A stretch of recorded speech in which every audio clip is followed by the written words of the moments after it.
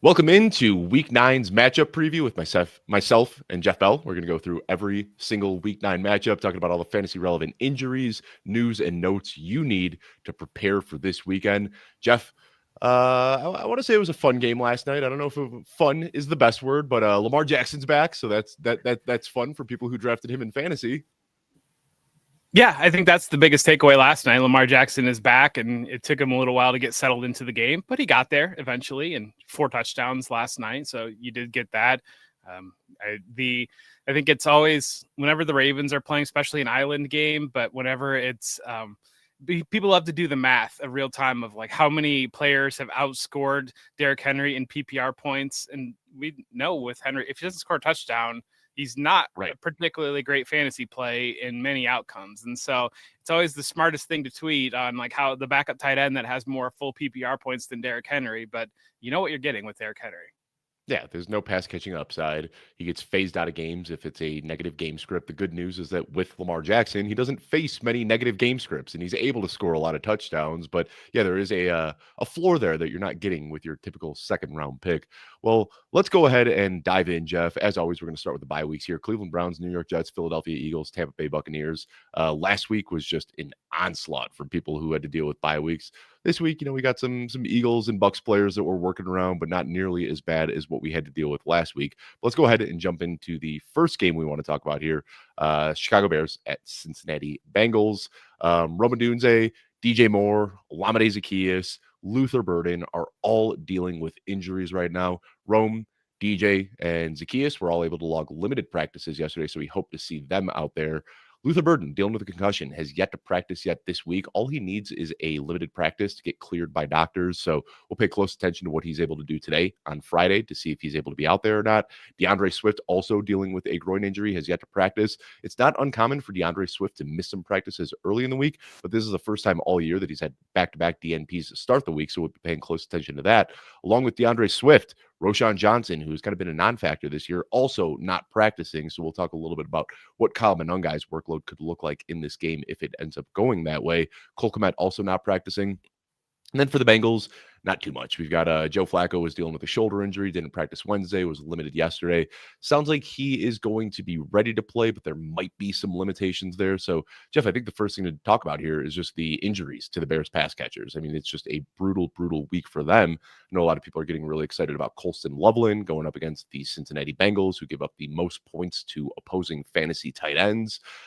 Any read on how you expect this to shake out for the wide receivers in Chicago? Well, Colston Loveland will probably catch 2 touchdowns because he was my start of the week last week on the Football Guys Sunday morning show. And the way that I've been running, I've just been a week early on everything. So I fully expect 2 touchdowns out of Colston Loveland here this week going up against the Bengals. Like you mentioned, the injuries for wide receivers, we let it off. You painted the entire picture. What Roman Dunze can do in the situation, because we did see him bounce back after 2 quiet games, did go up over 100 yards last week. I mean, the hand-wringing about Caleb Williams' advanced stats, I don't know. It's Bears and quarterbacks, and your fandom can be a difficult subject to mine.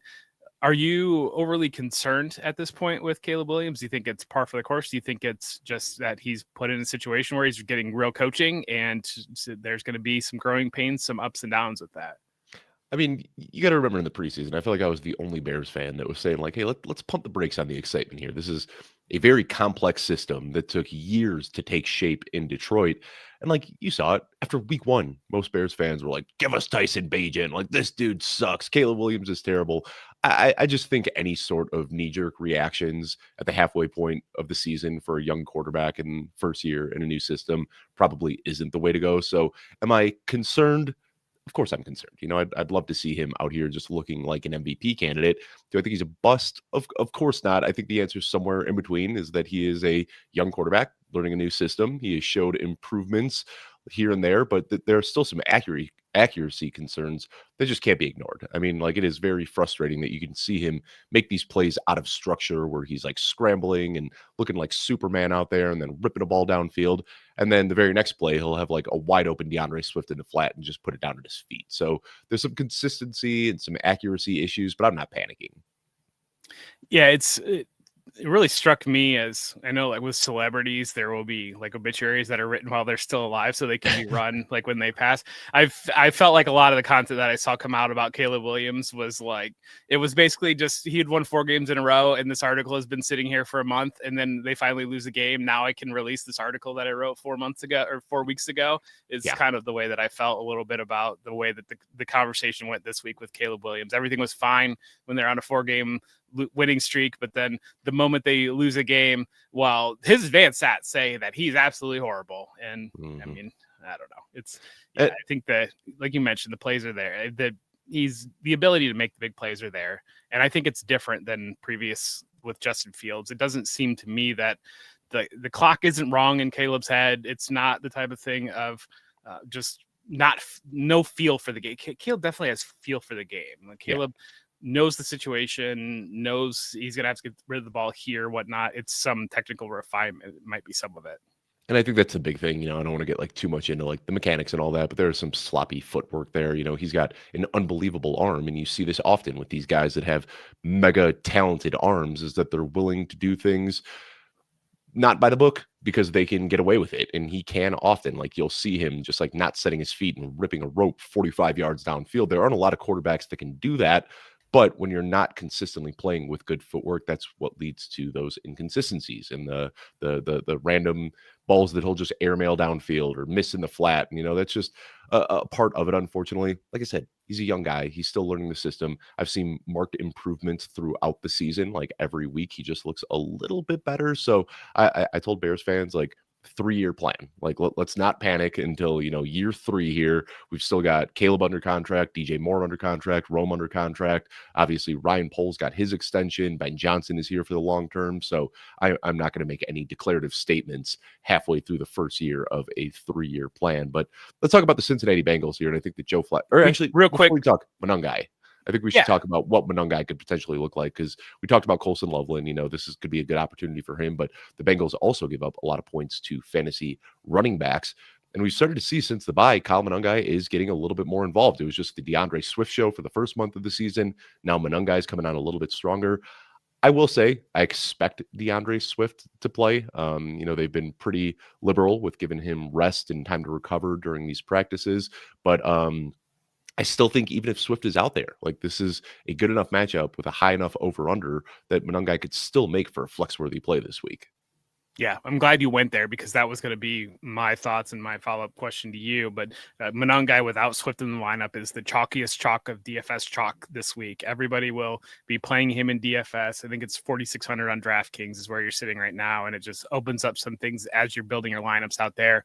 But with Swift in the lineup, the real question would be, is he a flex-worthy start? What kind of situation is it there? And I think you're right. We're seeing the Bears wanting to emphasize the pass game. I think the primary concern would be that the Bengals are able to get up and kind of close it out, because we do see that sometimes it's Monangai, it's like the Tyler Algier of it, the Ollie Gordon, we saw him last night. Hopefully he's okay. But some of these backup running backs, it's tough to play them in managed leagues, because you're really leaning hard into the game script.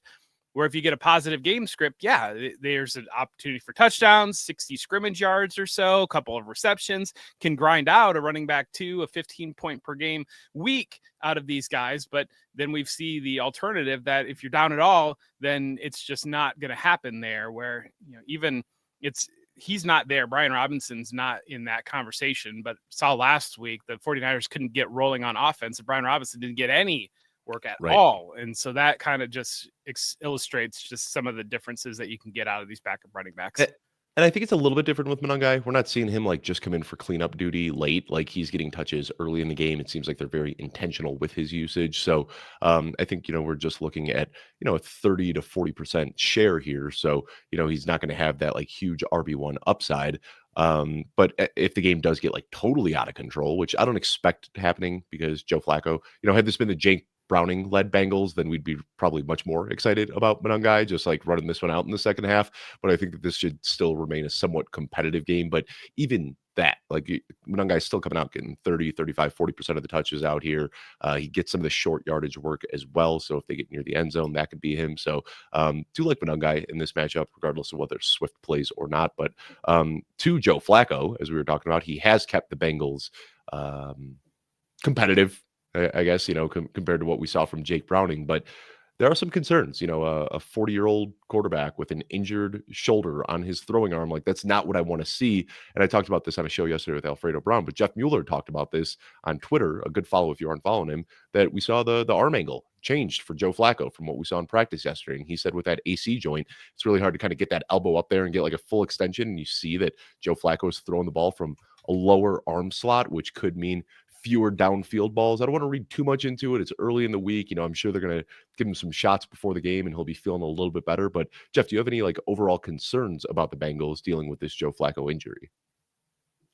I mean, not on Jamar Chase. I mean, that's the key one, because even if he can't throw it down, if he's not throwing it downfield to Jamar Chase, basically they're treating him like a running back.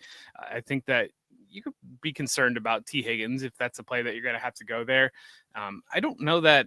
I mean, maybe desperation you're playing Noah Fant, but otherwise the deepest, preferably best ball, maybe Andre Yoshivitz. Other than that, I mean, Jamar Chase is really the biggest thing here. And like I said, if he's limited to underneath throws, well, that's kind of where he's hitting Jamar Chase anyway.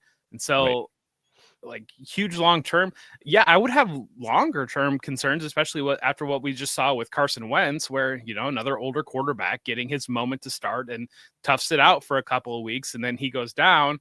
And if we were a little bit closer to, I don't know I was trying to find if there's an update on Joe Burrow, where we're standing with Joe Burrow. I feel like week 13 was what I initially saw thrown out, but we're not that far away from week 13 at this point. But that would be the biggest thing. If we were a little bit closer, if we was like week 11 and we're still kind of thinking that with Burrow, then you're kind of like, okay, it's almost like a road trip with a broken down car and the car's still running, and like, just get me to this point. That's kind of where I feel like we're sitting with Flacco right now. Yeah, I think that's a pretty good analogy and a pretty good way to look at this situation. I will say, I think that this is just like a game where we're looking at two bad defenses and two, I guess above average offenses. So, you say you're worried about everybody besides Jamar Chase. I will say, like, if you're looking for streamers, like guys that you could pick up off of waivers, this is one of those fire all cannon sort of games where there could end up just being like both teams hanging up a lot of points here. So, not that I'm like clamoring for like you need to get Andre Yosevach in your lineup, but we've seen him a little bit more involved. We've seen Samaje Perine more involved, Colson Loveland. I think there's a lot of guys right now that are like on waivers in a lot of fantasy leagues that you could potentially pick up and get some usage out of this week.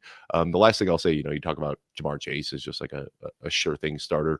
I know like people get very touchy when it comes to AI, but I do use ChatGPT to edit my articles. Like I'll run them through there and have them catch out typos. And I kind of just jokingly said in there, like, this is Jamar Chase's 17 game pace with Joe Flacco. And when I ran that through ChatGPT, they said this is a good bit of humor here. Over embellishing stats for the sake of humor is something that your readers might like. I wasn't over embellishing. That's actual 17 game pace. I mean, this guy, 357 targets is what we'd be looking at with a full season of Joe Flacco. Any other major things you'll be watching in this one, Jeff, or should we move on to the next game? So Chase is the only player in NFL history with 40 plus targets over a 2-week span. So you've got that. And then he also tied Michael Thomas for the only players with 38 receptions in a 3-game span. So that's just the pace that Chase is on. I think the Chase Brown, I think, is an interesting conversation, because one of the things that we've seen, Samaje Perine has stepped up into more of a he's actually touching the ball role, and it's kind of the pounding in between the tackles right type now. plays. But yeah, I don't think people realize like Samaje Perine's getting almost half the touches there. I know Joey Wright in the chat, he realizes it. I think it's a good thing though, because I think what is happening is, instead of slamming Chase Brown into a brick wall over and over again, now you can slam Samaje Perine into the brick wall, and then Chase Brown can hit some of those perimeter runs, some of the things that we get it all the time, the satellite back or the other back, the back that's allowed to work on the perimeter. The efficiency numbers are always way better than the back inside. So if you just give that guy 30 carries in a game, he's going to rush for 150 yards, because that's just how it works out. But I think that for Brown's case, pulling off of his workload a little bit is a net benefit. Yeah. And I mean, the numbers back it up too. In the 2 games that we've seen Chase Brown playing with Joe Flacco, he has more than doubled his average yards per touch, and that's also with Joe Flacco is seeing Samaje Perine get more involved. So lessening Chase Brown's load a little bit, just a better offensive environment as a whole. We see 3.2 yards per touch through the first 6 weeks, and over the last 2 weeks, that has jumped to 7.2 yards per touch. So the numbers back it up as well, Jeff. Good things happening for Chase Brown right now. Now, let's go ahead and move on to the next game here, the Minnesota Vikings at Detroit Lions. We're really starting off this show very NFC North heavy. We've got JJ McCarthy back at practice in full after dealing with this the worst ankle sprain in the history of NFL ankle sprains. Carson Wentz dealing with that shoulder, placed on season-ending IR after having surgery. And then the Lions, back-to-back weeks where all of the fantasy-relevant players we care about are healthy there. So, Jeff, I think talking about this game, the jumping-off point has to be the switch to quarterback. We saw J.J. McCarthy sitting for about the last month and a half as he was recovering from this sprained ankle. He is now presumed to be taking over this week. How do your expectations for the Vikings offense as a whole change, knowing that J.J. McCarthy is going to be starting? I don't know that. I guess maybe I don't overall know that my expectations change all that much because my expectations were relatively low with Carson Wentz in. We saw some good productive games out of Carson Wentz, but also it wasn't an overly efficient or good offense, I think, for most moments with Wentz. So my overall expectations don't change a little bit. We have a 6-game streak now with Justin Jefferson not getting a touchdown, and so whether or not that can break, because I think that is one that when you look at his season-long numbers, where he's at in his counting stats in terms of receptions and yards, he's right in pace where you would expect a Justin Jefferson season to be. But because of those lack of touchdowns, he's not at fantasy production where we would expect Justin Jefferson to be. So whether or not that can break, but on the flip side of it, we've seen Jordan Addison come back and be hyper effective when it comes to scoring touchdowns and getting fantasy points that way. The overall volume hasn't necessarily been there for Addison, but the touchdowns have been. So whether or not JJ McCarthy keeps that ratio going on, we're getting a revenge game here for TJ Hawkinson. Obviously, the Lions traded Hawkinson out. We're getting the split in the backfield, what that looks like. If Jordan Mason is viable at all, which I don't particularly think he will be, I think he kind of partially falls into that bucket of backup running backs we talked about in the last. We'll talk about Monangai, where unless the game script is perfect for Jordan Mason, I don't know that there's a play there. And this is a Detroit defense that has been strong against the run traditionally. You would expect a trailing game script. I'd argue, I think Jordan Mason is more game script dependent than even Kyle Monangai. Like I said, Monangai is getting some early game work and like very intentional usage. It seems like Jordan Mason is only going to get run in games that they're winning. Like we saw, he wasn't even like on the field in the second half last week. Xavier Scott was playing ahead of him. It was just all Aaron Jones and Xavier Scott. So that's the fear, is that like if they aren't up, Jordan Mason is just watching from the outside. Yeah, and I think that's the biggest thing here with the Vikings, that we expected this to be a very overall rich environment offensively, and there's problems with what we're getting from Justin Jefferson. We're not getting anything from TJ Hawkinson. We're not getting neither of the running backs feel particularly great right now. You've got to have Aaron Jones above Jordan Mason in ranks, I would imagine, just given what we saw last week and potential, especially if there's any PPR level in your scoring. It's just an offense that we thought would kind of keep rolling with plugging JJ McCarthy in, and it turns out Sam Darnold's a pretty good quarterback. Yeah. And what I'll say too, you talk about the touchdown regression for Justin Jefferson right now, 63 targets and just 1 touchdown. I mean, that's crazy. The only guy that we're looking at that's like anywhere close to that bad of a touchdown rate is Jerry Jeudy, who has yet to score a touchdown on 54 targets. So I talked about Justin Jefferson as like, I don't even know if he's a buy low, but I think that a lot of people who drafted him in round 1 might be frustrated with the production. And if you look at it, he's still 7th in the league in target share. He's 8th in the league in yards per route run. He is still giving us elite usage and elite efficiency. He just has had some bad touchdown luck. And I think some people are just going to say, well, this is just because the Vikings aren't the same Vikings. I think we're due for one of those games where like Justin Jefferson is just going to have 100 yards and 3 touchdowns. And we're going to be like, duh, yeah, that's what Justin Jefferson does. So I'm not panicking at all. Like if I could trade AJ Brown or some of those other guys that maybe you got in round 2 that are giving you round 2 production for a guy who I think can still give you round 1 production over the second half of the season, absolutely doing that. For the Lions, anything major to talk about here, Jeff? I think the thing I'm paying most attention to, which as the way the show has gone all year. We're probably going to be a week early on it, but seems like Jameson Williams, we got John Morton in a press conference saying, Jameson Williams, I have failed you, like taking full ownership. We hear Dan Campbell talking about how they need to get him more involved. Everybody in the Lions organization is buzzing about Jameson Williams. So he's probably going to have one catch for 11 yards this week. And then next week, he's going to blow up for that 120-yard, 2-touchdown game, right? That's what I fully expect, because that's usually what happens. But also, I think just schematically, because you look at the Vikings, they've been very strong against outside receivers. And I think a big part of it is teams know what they're dealing with the Brian Flores defense, the exotic blitzes. So they're coming in like we saw last week with the Chargers with the Rondé Gadsden game with Lad McConkey. You're scheming up your hot routes, you're scheming up the short to intermediate areas, and that really screams Amon-Ra St. Brown, obviously, but also really screams Sam Laporta over Jameson Williams in this type of a situation. We've seen Jameson Williams get some of those creative looks. Maybe that's what they're thinking about going there. But when I'm looking at a defense that's going to blitz the heck out of everybody that they play, Jahmyr Gibbs out of the backfield, Amon-Ra St. Brown, and Sam Laporta is kind of where I land there.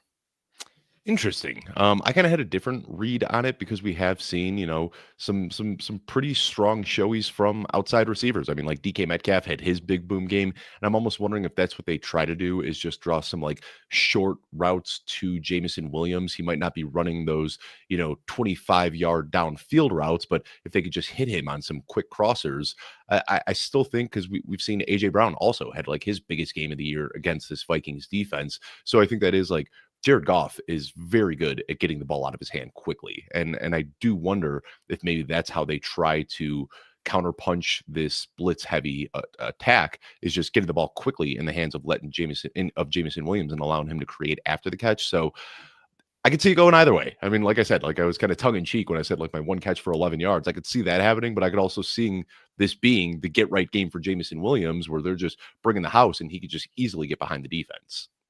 Well, the DK Metcalf game that you mentioned, it was really just an 85-yard slant that it was a Jameson Williams could score an 85-yard slant. Yeah, he definitely could. But I mean, yeah, DK Metcalf had his best first half of his career against the Vikings, and it was really just an 85-yard slant that he caught and that he took for the entire way, because there was nobody on the back end, and then he didn't catch anything in the entire second half. There's these things that stand out in my mind, and there's only one reason why they stand out in my mind, and it's because my DraftKings account. And so I'll just say that about the live second half line on DK Metcalf in that game. Anything else you're watching in this one, Jeff, or can we move on to the next game? We can move on to the next one. Carolina Panthers at Green Bay Packers. I wasn't kidding when I said this was a NFC North heavy show to start. This is the last NFC North team that we'll talk about, but Carolina Panthers going into Green Bay to face the Packers. Bryce Young is practicing in full. Andy Dalton dealing with a right thumb injury, didn't practice Wednesday, limited on Thursday. Sounds like Bryce Young is going to be getting the start in this one. Xavier Legette didn't practice yesterday, Thursday, with an illness, but we expect that he should be ready to go by the time Sunday rolls around. Josh Jacobs, limited with a calf injury. He's been dealing with this for the last few weeks now, and that has opened up opportunities for Emmanuel Wilson, which we will almost assuredly talk about. Christian Watson, coming back from that ACL tear, still limited on the practice report, but we saw he was a full go last week, and we expect the same this week. And then Dontavian Wicks, dealing with a calf injury, has yet to practice. So, Jeff, I think we're done. Like last year, there was a lot of like, this offense is better with Andy Dalton. I think we can put that narrative to rest now, right? Like we want to see Bryce Young out there. It might not be pretty either way, but Bryce Young, we have a little bit more faith in him now than we did during the first half of last season. I don't know if we should, but yes, we do. I think Andy Dalton is showing his age more than Bryce Young is ascending. I think it's more less faith in Andy Dalton to plug into a game than more faith in Bryce Young. I think it's right. We've seen a Panthers team that is very open to just wild up and downs. Really is kind of what we've seen from this offense, especially the passing game. We see and situationally is really where a lot of it boils down to. We saw comebacks against the biggest one was against the Cardinals, where that was Bryce Young's best passing day. And we know that they want to run the ball, and that's the way they want to win games. And Dave Canales has kind of hinted a little bit of, we gave Chuba Hubbard his opportunity coming back, and now it's starting to look a little bit obvious that we need to have Rico Dowdle as the guy here. And so that's, I think, it'd be the biggest thing to watch out for, whether or I'd not say they can even stay in the game. I'd say even more than hinted. Like the way he talks about Chuba Hubbard, it sounds like he was reading a eulogy. Like everything was past tense. Like Chuba Hubbard meant a lot to this team. He's been a really good player. We wanted to give him that opportunity. And I can't remember the exact phrasing, but he said something along the lines of like Rico Dowdle has just been too good to not notice. Like, something about that. I mean, I don't know. I can't put an exact number on it because I don't know, but like I'd anticipate that we're going to be seeing, Rico Dowdle handling 70 to 80% of the touches over the rest of the season. Yeah, I think that's what we're going to be at in this game too. The biggest thing is the Packers offense going to be good enough early for them to put in a situation where the Panthers can't go that direction.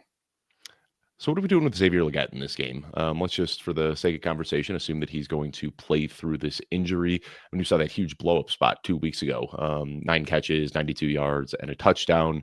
My wife has reminded me of it daily since that game because I told her to bet Xavier Legette that morning. But I think a lot of what that was Andy Dalton coming in and having a connection with Xavier Legette from last year, not getting those reps with Teterow McMillan. And that's why we saw when Andy Dalton came in, he just kind of hyper-targeted the guy that he already had a connection with. To me, when I look at the entire body of work for Xavier Legette over this game or over this season, that game stands out as quite a fluke.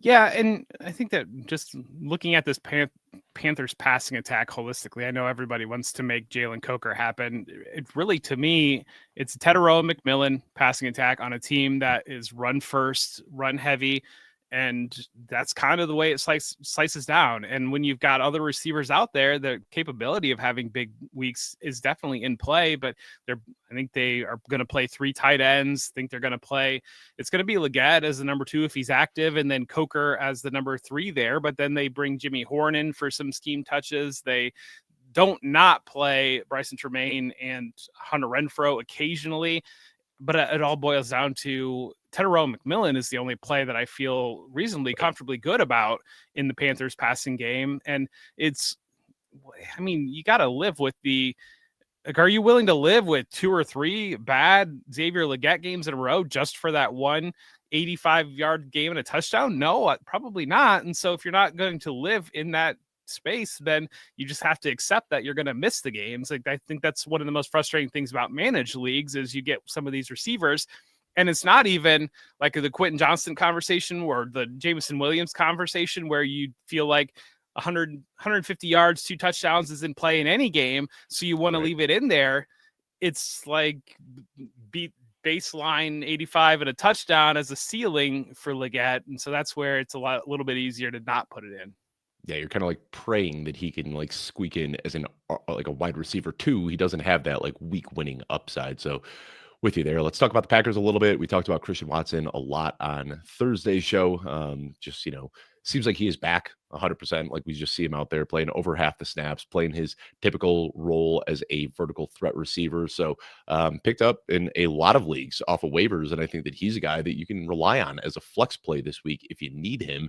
I think the bigger discussion, though, is what does this do to Matthew Golden? I don't know about you, Jeff, but I have Christian Watson ahead of Matthew Golden in my rankings this week. Matthew Golden kind of ranked as a flex play. And for now, until I see something from Matthew Golden, I think he is just a guy that you're benching until you can see a change in usage. Yeah, I'm definitely ranking Christian Watson ahead. I don't know how bullish to be on Christian Watson, to be honest, because we in fantasy, we love our bizarre splits or extrapolation, whatever you want to do. And Jordan Love on Sunday Night Football, he's pacing for 5,916 passing yards and 51 touchdowns between 2 Sunday Night Football games. And the entire rest of the year, it's 3,740 and 23 touchdowns. So like you're Jordan Love is based on Sunday Night Football is basically the best quarterback in the NFL. And then Jordan Love on, a random Sunday afternoon is basically Bryce Love in the passing game. Let's change how we phrase that a little. Let's change how we phrase that a little bit. When people are watching Jordan Love play, he's really good, and when people aren't watching him play, he struggles a little bit. So I think that there's this like misconception right now that like Jordan Love is playing out of his mind because everybody is hyper dialed in to those island games. So yeah, Jordan Love not quite as good as I think I don't want to say not as good, but I think the public perception of him right now is very inflated because of how he's looked in these island games. Last thing I want to talk about with this one though, Jeff, is Josh Jacobs. Um, I don't know if the split that we're seeing right now, I can read this situation so many ways. Like we're seeing Emmanuel Wilson involved over the last few weeks. And I gotta say, Emmanuel Wilson has looked very, very, very good in his opportunities. Now, is this just Matt LaFleur going back to his baseline of wanting to have two running backs like we've seen him doing throughout his entire career? Is this them just trying to keep Josh Jacobs fresh for the playoffs, hoping that they already have locked that down? Or is this just Josh Jacobs being limited with this calf injury, opening up the opportunity for Emmanuel Wilson? I'm kind of playing this, the first thing I said, that, Matt LaFleur historically has always had a split backfield. We saw that change dramatically when Josh Jacobs showed up into the picture. But I think now that we're seeing good production from Emmanuel Wilson, I think we might see a continued split going forward.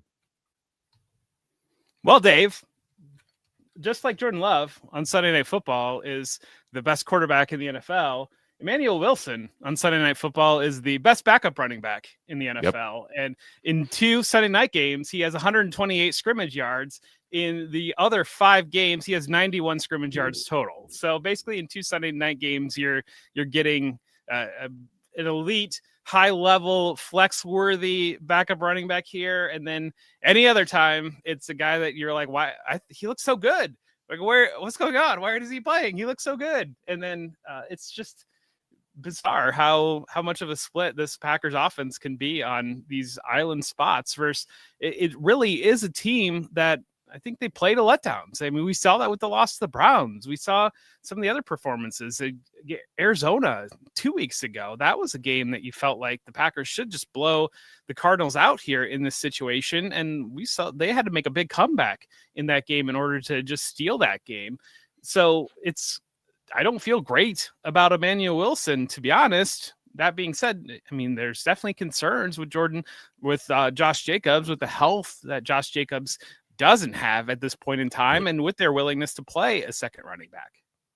And last week when he was on the injury report, it was like calf/illness. So that might have been why we saw a little bit more Emmanuel Wilson as well. But either way, Emmanuel Wilson, probably not clamoring to put him in lineups in week 9, but he's pretty close to like a must roster player at this point because we know he's the RB2. And if Josh Jacobs does have to miss any time, we're looking at like a top 15 weekly running back. So anything else on this one, Jeff, or on to the next one?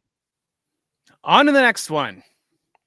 Denver Broncos at Houston Texans, and don't have a ton of major injuries here, but let's go through them as the jumping off point to start talking about this game. Marvin Mims dealing with a concussion, has yet to practice this week. Woody Marks popped up on Thursday's injury report with a calf injury. He practiced in a limited fashion, so we'll see what he's able to do today on Friday. Nico Collins practicing in full yesterday, coming off of that concussion, so we hope to see him out there. Christian Kirk limited on Wednesday, full participant on Thursday, coming back from the hamstring injury. Braxton Berrios, who we saw a little bit more involved than I think a lot of people would have expected last week, limited with a chest injury. And then Dalton Schultz did not practice this week. So, Jeff, let's start with the Broncos here. Surprisingly underdogs in this matchup. Even though they're winning a lot of games, Vegas just isn't really giving them the respect. I think some of that has to do with Bo Nix struggling under pressure, this being a pretty good Houston Texans defense here. So Vegas expecting Houston to win this game, which I'm a little bit surprised by. Houston looks pretty good in some moments, and they look terrible in other moments. It's right.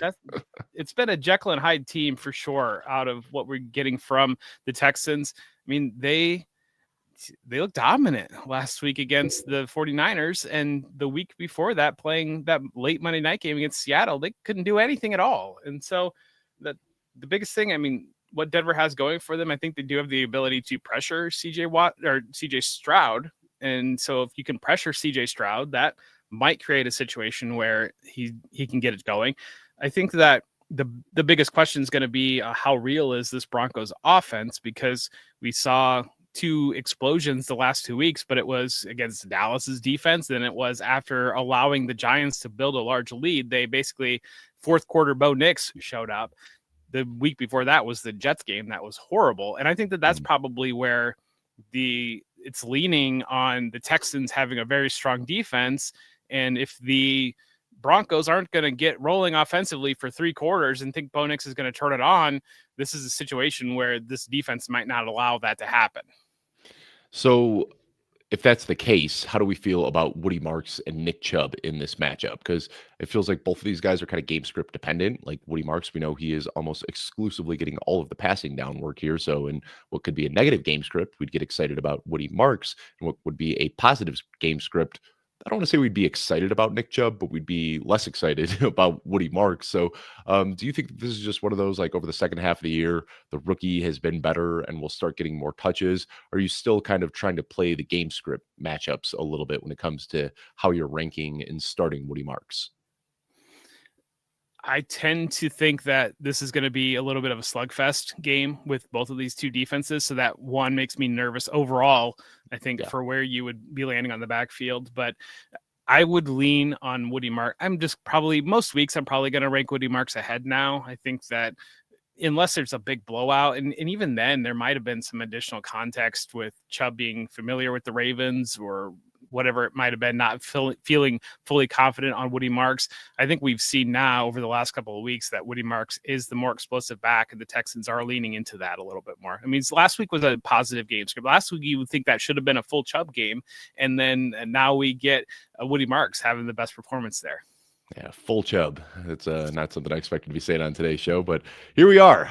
Last thing I want to talk about, Jeff, you're a big Bill Simmons guy, so you'll understand this reference. I said it to Alfredo Brown earlier in the week, but the Ewing effect feels like we kind of saw that happen last week. Nico Collins out of the picture, and all of a sudden every single pass catcher steps up. Now we expect Nico Collins to be back in the picture, but sometimes this is what you need, like helping those young guys get a little bit of confidence. We saw Jaden Higgins very involved. We've seen Jalen Noel just being great with his opportunities as well. Dalton Schultz, quiet week last week. It seems like he picked up an injury in that game, but he was starting to kind of come on as well. So do you think that maybe that week off for Nico Collins can help some of the other receivers find their mojo? Now you plug Nico Collins back in. That might be what we need to get this Houston passing attack back on track.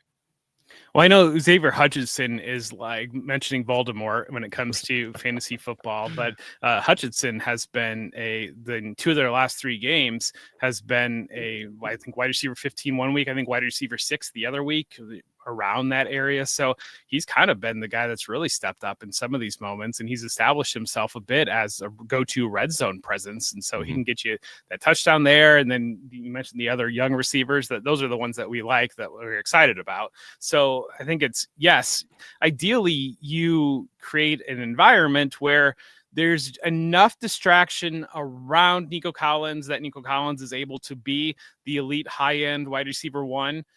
I mean, the concern with that type of an environment is there's no predictability, and there's really, what's the ceiling on volume? If you're thinking that there's going to be 3 to 5 catches for literally every receiver not named Nico Collins, then you're kind of stuck in a situation where, sure, if somebody scores a touchdown, you can play them, but are you going to feel good about any of those plays? It's almost like the mirror of Denver, but we've seen Troy Franklin step up and break that situation a little bit. But yeah, one of these passing games, or we haven't really seen Christian Kirk healthy outside of 1 or 2 weeks. And in that, I know there was 1 week he had a pretty big game in one of those weeks. And so maybe the whole picture of it is Nico Collins does Nico Collins things, and Christian Kirk is the actual wide receiver 2. I think that this Houston offense is one that, because of the injuries and some of the game situations, we don't fully know what the Houston Texans' intentions and what this offense actually looks like.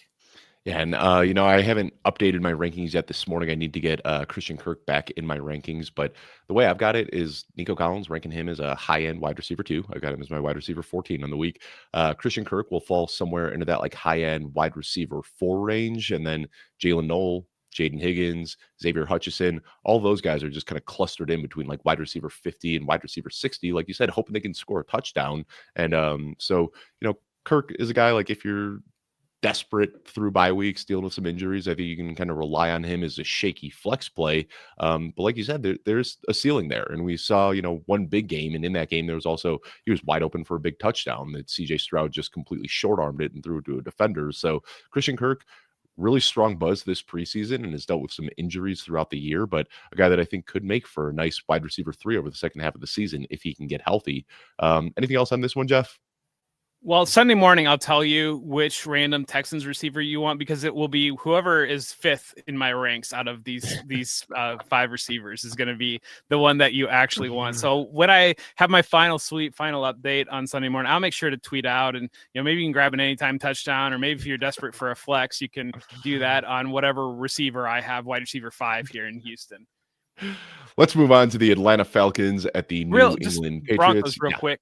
I think Broncos real quick. Just the biggest thing is the Marvin Mims. If Marvin Mims is active and involved, or if he's out, and do they just lean on? Because if he's out, do they actually allow Troy Franklin and Pat Bryant to step up, like kind of just take all of that and have those top 3 receivers? Is it Trent Sherfield steals 40% of the snaps for no real reason because it's Sean McVay?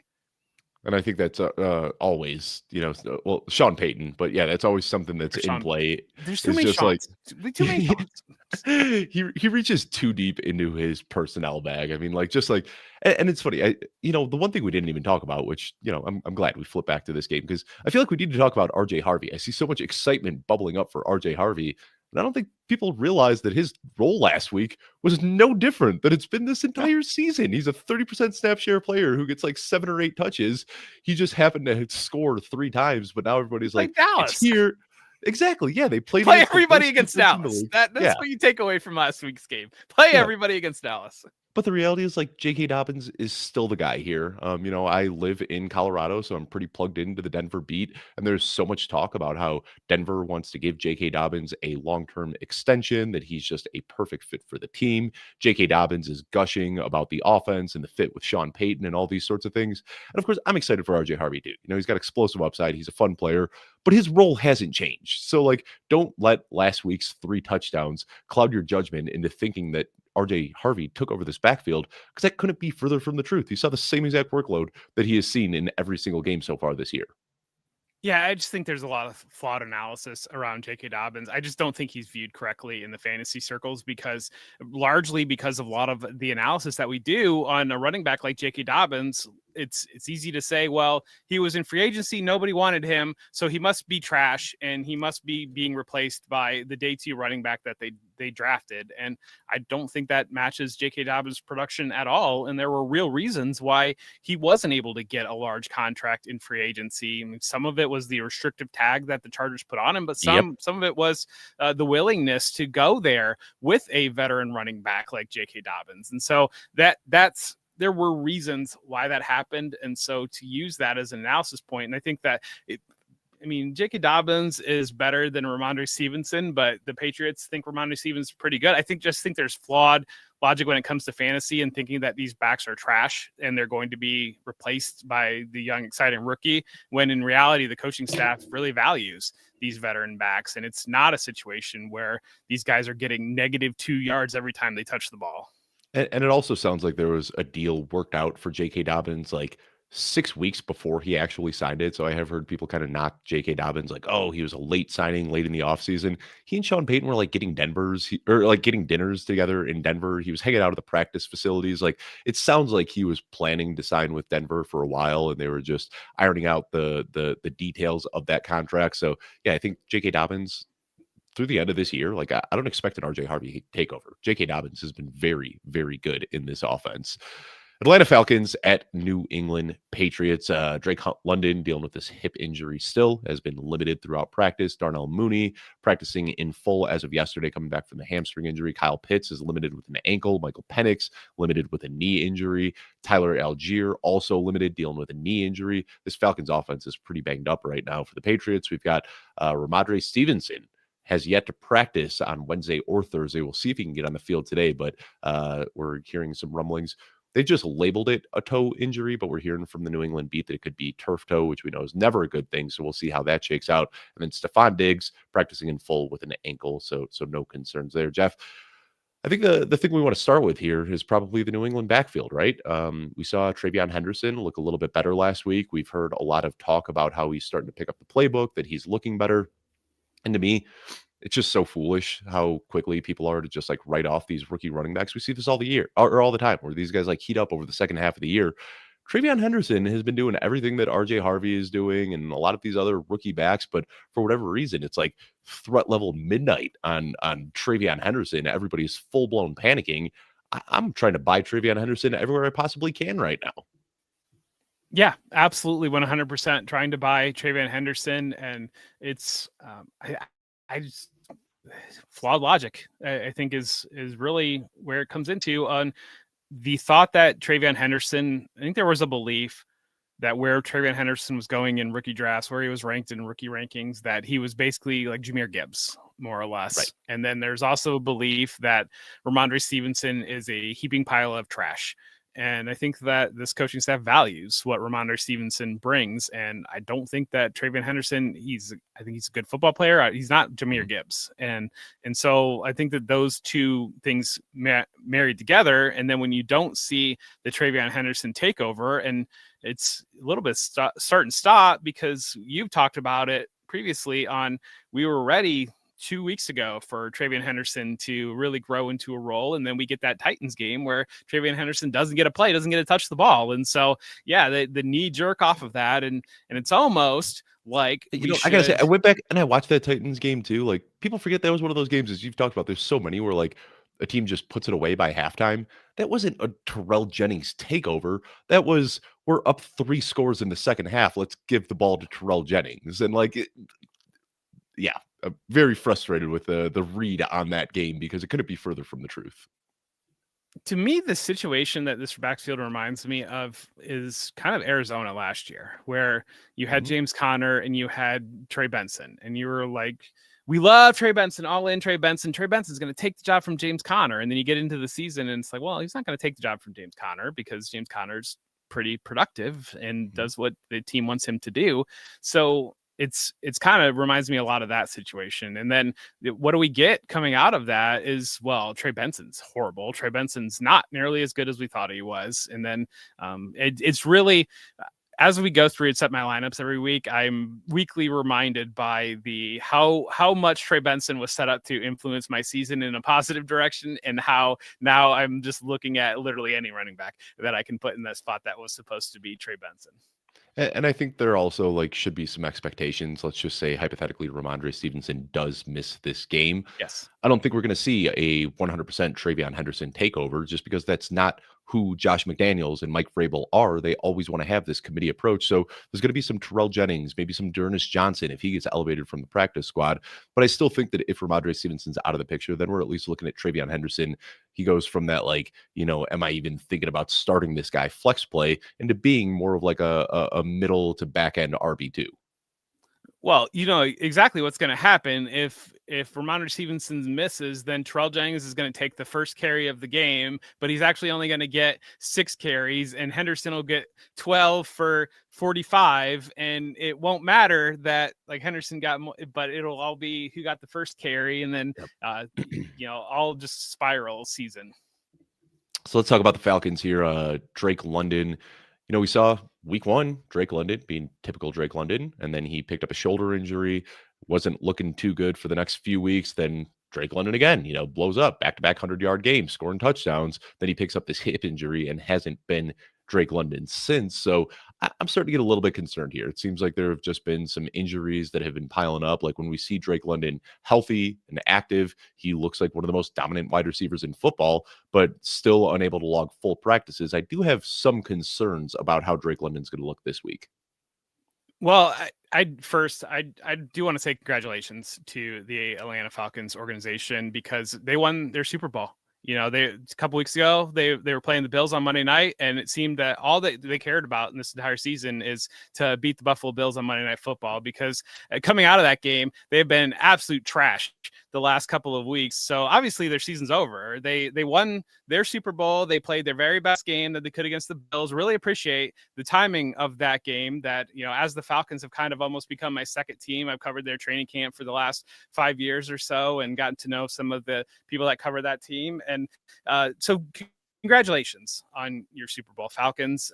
You did what you came in to do. You beat the Bills on Monday Night Football, and you don't have to play the rest of this year. You can eliminate me in my work chop league when I had Bijan Robinson going up against the Miami Dolphins' worst ranked run defense. And so, no hard feelings at all. No hard feelings at all about No hard where the feelings. Atlanta Falcons have spent the last month. But you make it up to me a little bit here by beating the Patriots. That would be appreciated. You can actually show up for a game for once and not just the one game that was your Super Bowl.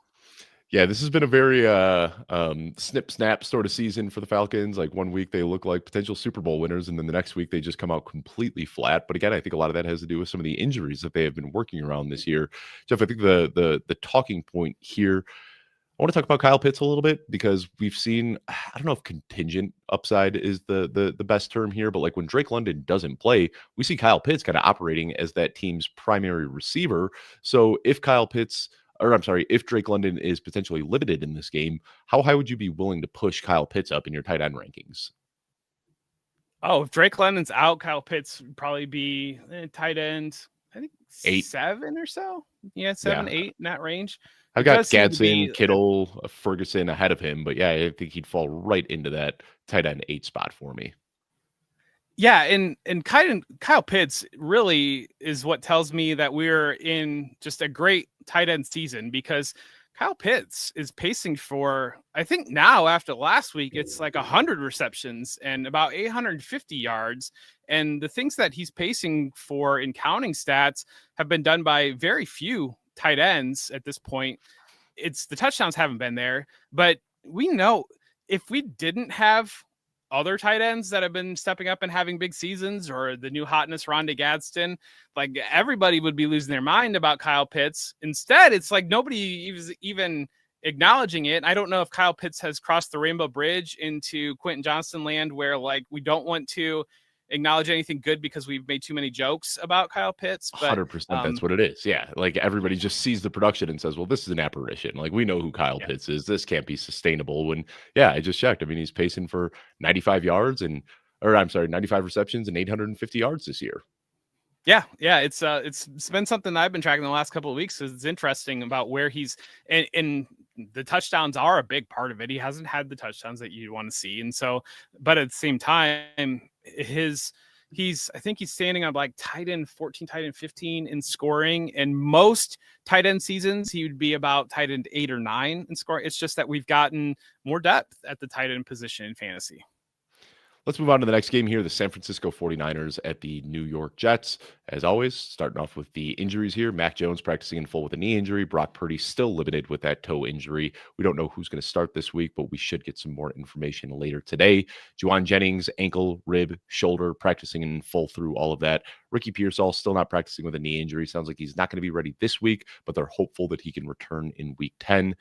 George Kittle, now, dealt with that hamstring injury through the beginning of the season, now on the injury report with an oblique injury, but practicing in full. Christian McCaffrey getting his typical rest day on Wednesday, no concern there. And then for the Giants, everybody is healthy, except, of course, for Cam Scatterbo, who was placed on season-ending IR. So, Jeff, as much as I want to say like the quarterback should be the major talking point here, we've seen this offense isn't really missing a beat when Mac Jones is out there, whether it's Mac Jones or Brock Purdy. I don't think it really matters for fantasy purposes.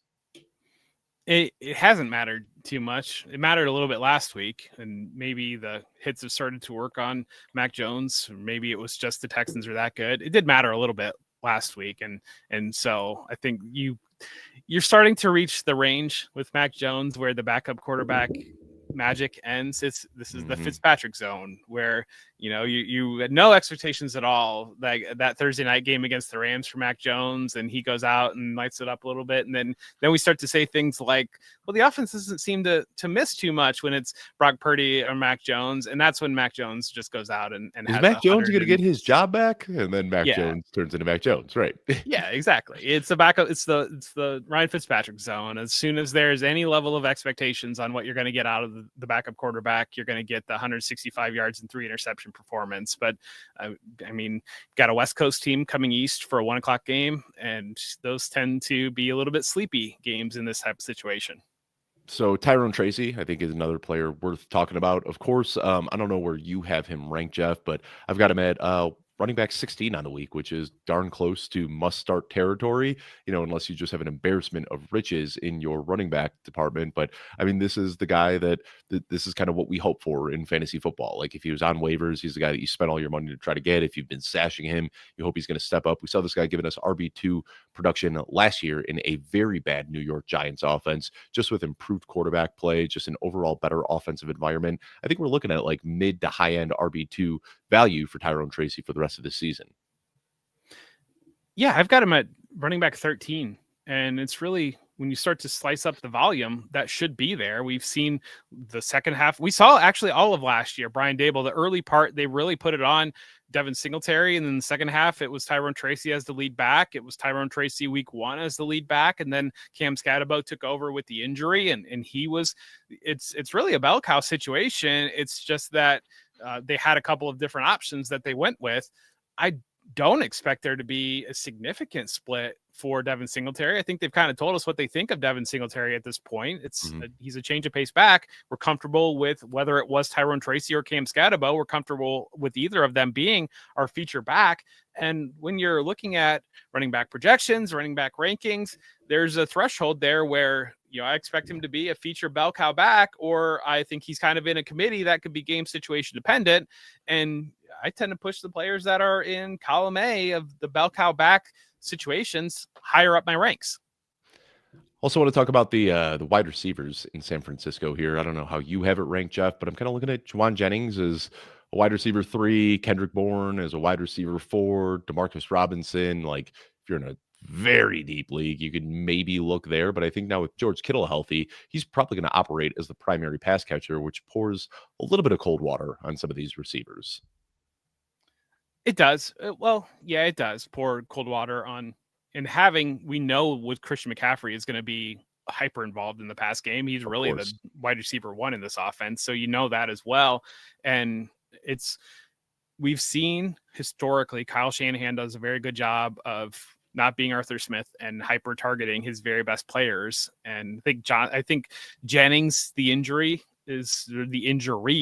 for Jennings probably is capping his overall involvement.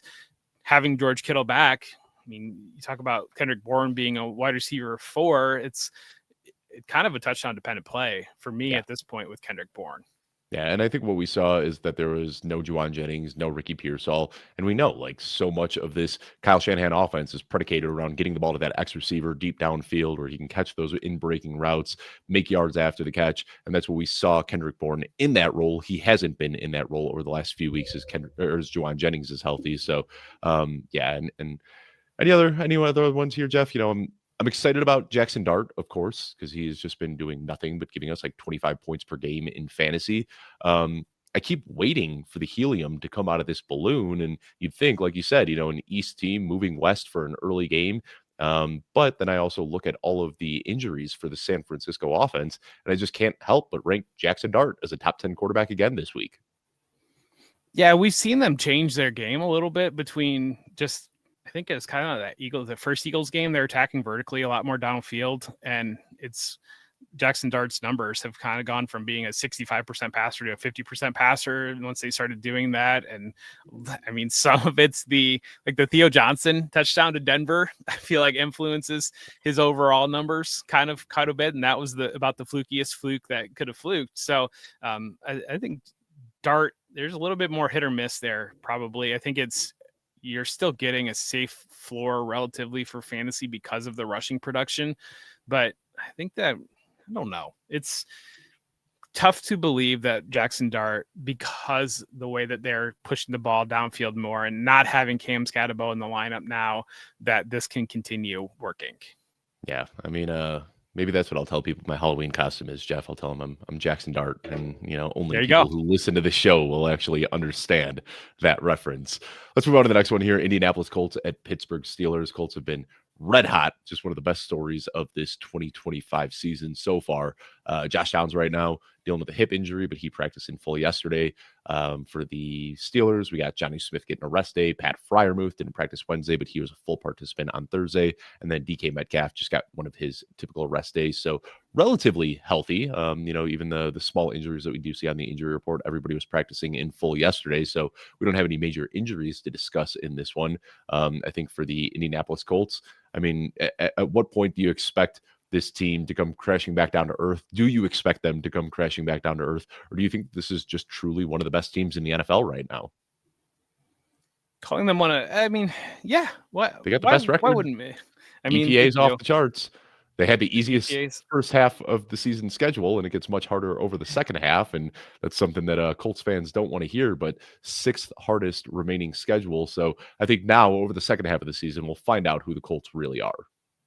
We absolutely will. And the cynic in me can't help but wonder if when the NFL schedule makers look at some things, if they don't maybe manufacture some drama based upon the way that they put some games together and allow some teams to create positions for themselves. But do I think that they are one of the Kansas City Chiefs are a better football team than the Indianapolis Colts. And I'm pretty still believe that the Bills are probably a better football team than the Colts. And I think the Patriots are probably about on the same level as the Colts. And so that's where I overall see the Colts. I think some of we would be having a different conversation about the Colts. I think had that kick against Denver, the first kick stood and that penalty not get called, I think that there are these inflection points in these seasons. And that being said, it changes a lot. The Colts almost kind of remind me of the Commanders last year, where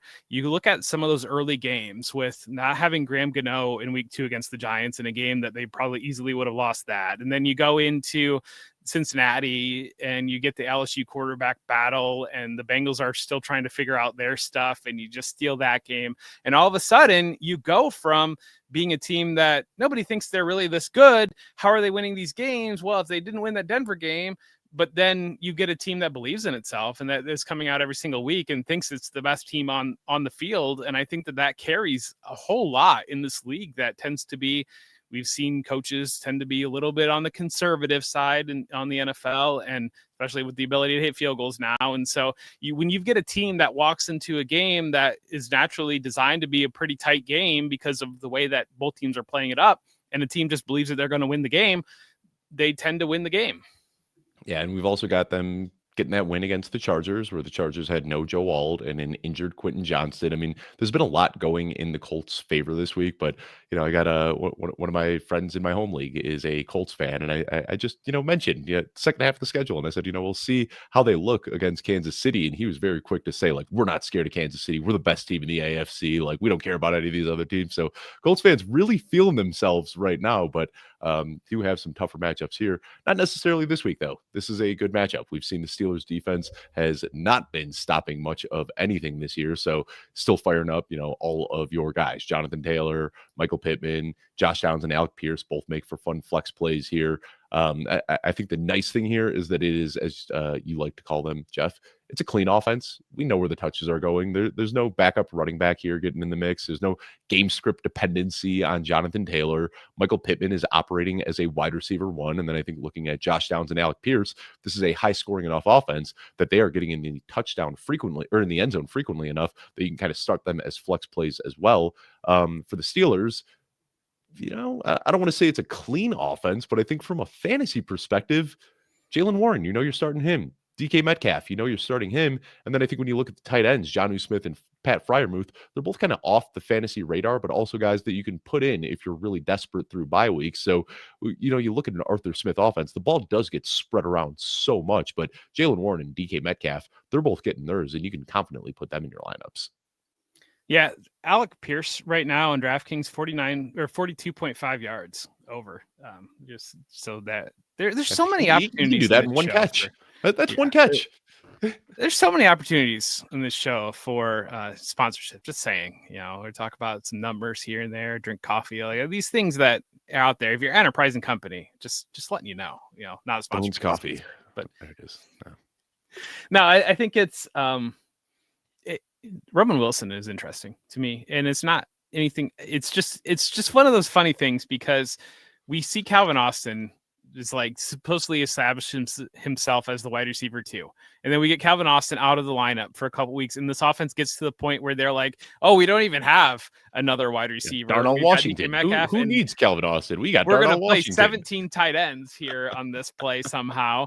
And then as soon as Calvin Austin comes back into the lineup, already sudden Roman Wilson is making big plays downfield, scoring a late touchdown. And you're like, oh, what is going on? Like, this is just, at some level, fantasy football is designed to drive us insane if you allow it to. So you either have to lean into the comedy behind it or lean into the insanity behind it. And sometimes with the Steelers passing attack, you get a little bit of both. But adding Marcus Valdes-Scantling to bring him back with Aaron Rodgers, I mean, that's, you like narratives, I guess, but Valdes-Scantling, we had a great run last year for Valdes-Scantling, so maybe it's still there. But I think it's, yeah, you talked about it. You're playing your pieces. You're playing DK Metcalf. You're playing Jaylen Warren, and the rest of it's just kind of, if you're desperate enough to put somebody else into your lineup, there are other desperate players you can put into your lineup.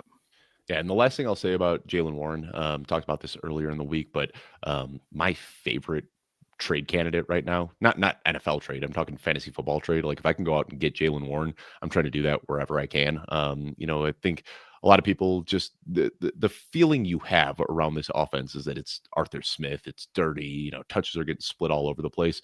But the only running back with 100 plus touches that has fewer touchdowns right now is Alvin Kamara. He's got 1 touchdown on 102 touches. That is assuredly going to regress. Top 20 in almost every single opportunity metric. 4th in receiving yards behind only Christian McCaffrey, Bijan Robinson, and Bucky Irving. Efficiency has been off the charts. He's 5th in yards per touch. He's 5th in EPA among running backs, and he has the 6th best remaining schedule for running backs. So I tried buying a lot of Jaylen Warren this week, and you know how it is, Jeff. It's so hard to make trades when you've got a fantasy play. Like, as soon as you reach out, somebody's like, "What do you know about Jaylen Warren that I don't?" No, you're not getting my Jaylen Warren. So I didn't get any trades, but I tried desperately, and hopefully some of the listeners can have a better luck than I did. But a really good candidate to go out and buy right now. But let's move on to the last game. The power of island games. Because that's really what this backfield is. It's Kenneth Gainwell having that big spot in an island game when everybody was watching. And if Kenneth Gainwell done that on a random 1 p.m. slate with 8 other games going on, people would kind of be like, "Oh, Kenneth Gainwell, that's weird. Kenneth Gainwell had a good game." I know what he is, though, but because it's an island game, it just changes the entire conversation. I reached out to a guy at the team where I have Brian Thomas Jr. and Travis Hunter, and I just said, "Hey, man, like, interested in dealing Jaylen Warren?" I said, "You could have your choice of Brian Thomas Jr., Travis Hunter, or Keenan Allen." And he said no. And I thought that was a fair enough. I thought I'd be able to get Jaylen Warren from one of those guys, but like, not even biting there. So hopefully you, the listener, can have some better luck, because I think he's set up to smash over the second half of the year. Onto the Los Angeles Chargers at Tennessee Titans.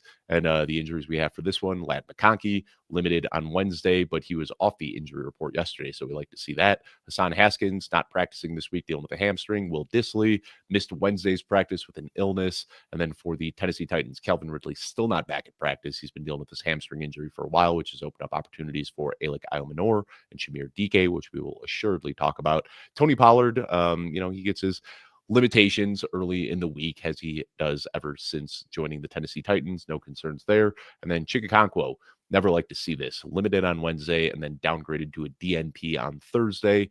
So that could open up opportunities for Gunnar Helm as a sneaky DFS play if you really want to get deep into the weeds there. But Jeff, for the Chargers, I think the major thing that I notice here, Quentin Johnston not on the injury report. Now, Quentin Johnston has clearly been dealing with this hamstring injury for the last few weeks. It's limited his play, but knowing that he is practicing in full and off the injury report, do you have maybe a little bit more confidence in putting Quentin Johnston back in the lineup this week than we have the last few? So Justin Herbert's going to throw for 3 touchdowns in this game, and it's going to go to whichever the one receiver that doesn't get the touchdown is going to be the one that you put in your parlay. So just kind of make sure Trey Harris getting one, Kamani Vidal getting the other, and then Tyler Conklin, just because. No, it'll be the other 3 that you're going to say, well, I should have played Quentin Johnston, Keenan Allen, and Gadsden, but instead I played Ladd McConkey. But no, I think it's one of those matchups that you're play all the pieces in the Chargers passing game here. Yeah. Play Vidal, especially. on our usage show. Make sure to check out our usage show. It comes out on Wednesdays. We dive into changing usage in any situations. We talked about both the Chargers wide receivers and the Chargers running backs. We went deep on those. So make sure to check that out. And that's the Football Guys Dynasty show, usage show, coming at you on Wednesdays. So sponsors, take note. We can do a read. I gotta say, the audience seemed to like that one. The audience made us feel good. I don't know if you saw the YouTube comments, Jeff. We got a lot of best show of the year. People really like the Chargers Oronde Gadsden talk that we had. So thanks. Every once in a while, I need a little pick me up, and the YouTube comments on that one were a nice little pick me up. Yeah. I think you play all your Chargers here, and one of them is not going to have a good game. Maybe it is Quentin Johnston, or one of them is going to be, you're going to be looking at him and say, well, he only had 40 yards and everybody else had 80 yards. What happened here? But we know with this Chargers passing attack, it's strong. I do think that one hesitation would be just some of these games like we saw last night where there wasn't any push from the Dolphins. I think the Titans could be a situation where there's not any push on making the Chargers score more, but we've seen the Chargers off defense struggle in periods of time. So maybe Cam Ward can do some things. And I think another thing to watch is last week we saw the Chargers just like beating down. Why am I drawing? Who did they play last week? I don't know why I'm drawing a blank, but we saw that Keenan Allen played the Vikings that's on right, Thursday Night Football. And they were just up multiple scores. We didn't see much of Keenan Allen. Like I think that is one of the biggest storylines that kind of got swept under the rug because he still had, a mildly efficient day with his opportunities, but he played 24% of the snaps. And I think that is kind of the fear is that Keenan Allen is old. And if they say, hey, we can get out of this game without Keenan Allen out there taking hits, running routes, putting miles on his legs, they're going to do that. So still ranking Keenan Allen as, a high-end wide receiver 3. But with this matchup against the Titans, there's always that fear that Keenan Allen just gets like phased out of the game at halftime. So definitely something to watch there. For the Titans, Jeff, we talked so much about Jameer DK and Alec Iomanor earlier in the week. We can rehash some of that conversation, but really I think the big takeaway or the big thing to discuss here would be the Titans running back situation. I don't know how you have it ranked this week, but I prefer Tajay Spears by quite a bit. I've got Tajay Spears as a high-end RB3, Tony Pollard just outside of RB3 range. I mean, he's just a guy that, like, if you can afford to bench Tony Pollard this week, I want to bench Tony Pollard. I hear you, and I largely agree with you. I can't help but wonder. I think there's a couple players, Tony Pollard maybe being one of them. I think that Rashid Shaheed might be one. Jacoby Myers might be one. The NFL trade deadline is Tuesday, and I can't help but wonder if there's some veterans that might get some showcasing this weekend in some of these teams kind of saying, hey, look at what Jacoby Myers can do, or hey, look what Tony Pollard can do. How much more showcasing can Tony Pollard get? Before Tajay Spears was active, he was leading the league in weighted opportunities, and he was horrible with those. I mean, like, I don't know if they're going to do that again. Like, he was getting showcased for the first month of the season and looked horrific. Well, I fully expect a near 50-50 split in the backfield, but maybe they just try to manufacture some situations where Tony Pollard looks nice. I don't know, but I'm just leaning into where we are with the calendar a little bit, and where some of these teams that don't have a lot to play for might be thinking long term in some situations. Just kind of, I think, something to keep an eye on. I gotta say, this is a game changer. I usually drink coffee out of a mug while doing this show, but with the length of this show, my coffee ends up getting cold about halfway through. Thermos for the 2-hour show. That's what kind of thermos do you have, Dave? Bones Coffee Company. It's actually not Bones Coffee in the thermos, but we'll see if we can get a sponsorship from them. Let's move on to the Saints at the Rams, and we've got Tyler Shuck's season is finally here. For those who are excited about Tyler Shuck, but let's talk about some of the injuries here. Chris Olave practicing in full. Rashid Shaheed dealing with a hip injury, limited. Alvin Kamara limited with an ankle injury. Devin Neal also limited with an ankle injury. Juwan Johnson practicing in full with a neck injury. And then for the Rams, we've got Puka Nacua, who opened up the week coming out of the bye, limited with the ankle injury, but practiced in full on Thursday. Hallelujah. Puka Nacua is back in our fantasy lineups and back in our hearts. Jeff, how do you expect Tyler Shuck to impact this offense? We saw last week there was a lot of pass volume. It was kind of split evenly between Chris Olave and Rashid Shaheed. Is that just what you expect to maintain? Rashid Shaheed showcase. Here we go. Come by your Rashid Shaheed. So that might be part of it. But I do wonder we've seen Spencer Rattler's willingness to throw the ball vertically, regardless of situation. Spencer Rattler is fun bad. Spencer Rattler falls into the James Winston bucket of backup-ish quarterbacks where, you know what's going to happen. You don't know how it's going to happen, and you're going to enjoy yourself on your way there. I can't help but wonder if Tyler Shuck might be a little bit more of a conservative dump down approach. Like, what's that? Yeah, sad bad. Absolutely sad bad. I'm expecting like sad bad here. No fun bad. But I do wonder if there's more dump downs into a game plan, less vertical shots. If this isn't where we start to see Alvin Kamara come in just a little bit, I made the analysis in my backfield breakdown column of Alvin Kamara kind of is like the Danian Tomlinson with the Jets. Like usually like the Alvin Kamara, like what we're seeing is done in a different uniform. And so it like doesn't trick our mind quite as much of like when you still get the whole package of Alvin Kamara in a Saints uniform. Like usually that's wrapped up as like in a Texans uniform or something like that. And like this is not the thing that it's like Austin Eckler with the Commanders. Like this is not the thing that I usually see. It's Adrian Peterson not with the Seahawks. With the Titans and Seahawk legend. And it's not what you're used to seeing. And so we're probably there with Kamara, but the change of quarterbacks, if they're going to dump it down a little bit more, if there's some passing volume that Alvin Kamara can realize out of that situation. And that's, I think, the hope here more than anything else. Like we know Chris Olave is going to get his target share. Rashid Shaheed, potential trade candidate, like we kind of talked about last week, maybe showcasing what he can do a little bit. Maybe we'll see some of that again in week 9. But I think the major hope here is that Alvin Kamara can get reacclimated as a pass catcher. I think the fear, of course, is that it just isn't something drawn up in Kellen Moore's offense. Like we didn't see it last year in Philadelphia. We haven't seen it so far in New Orleans, but we'll be paying attention to that.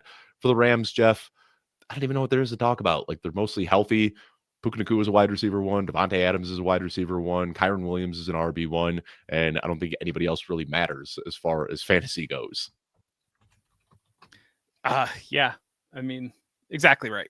And really a lot of it's because Devontae Adams has been drawing wide receiver 1 coverage, and that's just allowing Puka Nacua to eat on the other side. I mean, the Colts example is a great one there, where they have one Javarius Ward, a good cover corner. They put him on Devontae Adams, and Puka Nacua just went off in the game. And it creates interesting narratives because the belief is that Puka Nacua is the elite of elite, and Devontae Adams is just out there kind of doing, carrying his bags around for him and whatnot. But I think the reality of it is that Devontae Adams is the one that's getting schemed into some of these coverage situations, and Puka Nacua is able to just go off on the other approach. And I think even because we know what Devontae Adams can do, even drawing number 1 coverage against the Jaguars, those 3 touchdowns in what was a lower volume game, but 3 touchdowns in a game certainly helps you quite a bit there.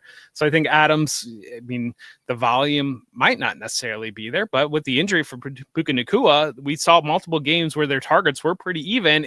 We had that stretch, and I think it was week 3 and 4, where Puka Nacua just had much more targets than Adams, and every other game they've been pretty even in targets. You're exactly right. I think I'd be excited maybe for Terrence Ferguson because we've seen him splash for moments, but I think they're just going to play all 4 tight ends that they have. And so when you're playing 4 tight ends, we're not playing any in fantasy. And then we see a little bit of a backfield split. I think we've seen some games where Kyron Williams has some passing volume, and then we've seen some other games where there's no passing volume.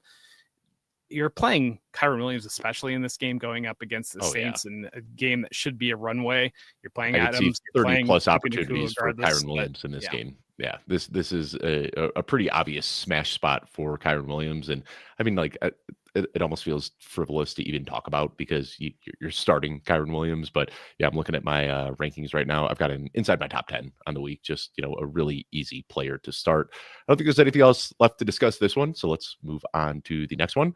Jacksonville Jaguars at Las Vegas Raiders. And this is a game with a lot of talking points here. Brian Thomas Jr. Limited with a shoulder injury. Travis Hunter, of course, we get so excited. We think the Travis Hunter breakout is here. He's running routes. He's getting snaps. He's getting targets. Brian Thomas Jr. is injured. And what happens? Travis Hunter pops up on Thursday's injury report with a limited practice. They said that he injured his knee Wednesday after practice.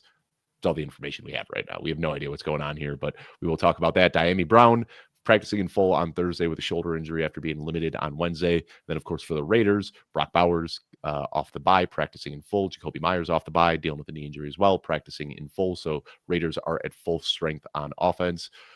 Jeff, talking about the Jacksonville wide receivers, I'll just pose the question to you as this: why can't we have nice things?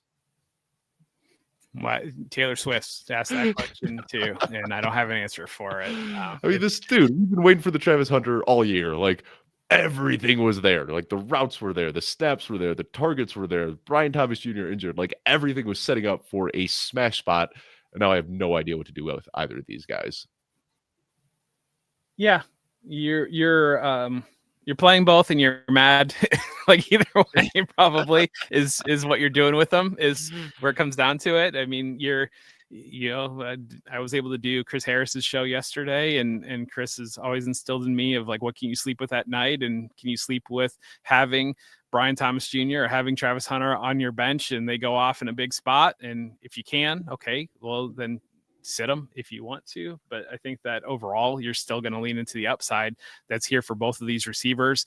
This let me shamelessly ask you, Jeff, because I am dealing with an issue right now that I have tweaked this lineup 100 times since Tuesday morning. It's a team where I need to fill my 2 flex spots, and I have Brian Thomas Jr., Travis Hunter, and Jameson Williams. Which 2 of those 3 would you be starting?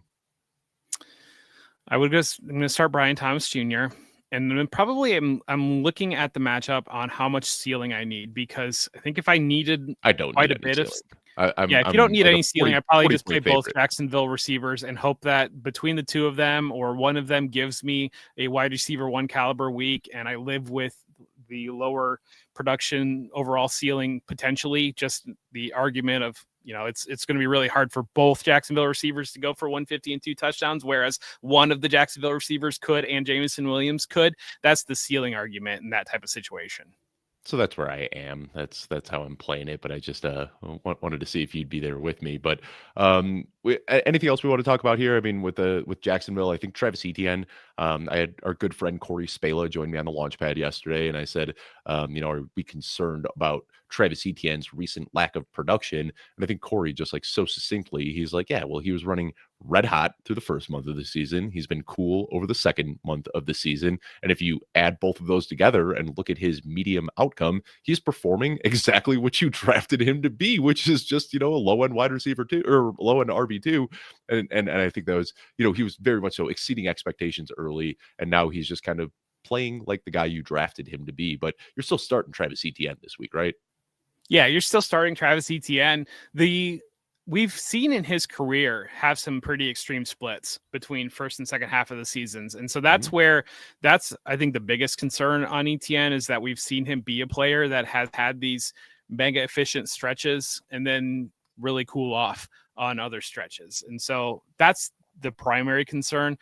I don't know that, again, it's a conversation of, like we've talked about with RJ Harvey, like we talked about with Travion Henderson. Everybody's waiting for the Bashal Tutin takeover season. I don't think there's nearly the level of trust and ball security and just probably overall understanding the offense in order to have a Bashal Tutin takeover season happen here. And we've seen Quinn Allen play same level of snaps as Tutin consistently. It's just that Tutin has scored some touchdowns, and so that fantasy number is much, much higher for Tutin. But I think that, Etienne is still the primary back here. You hope that they can get coming off a bye, get the run offense up and rolling a little bit, as it's been tough.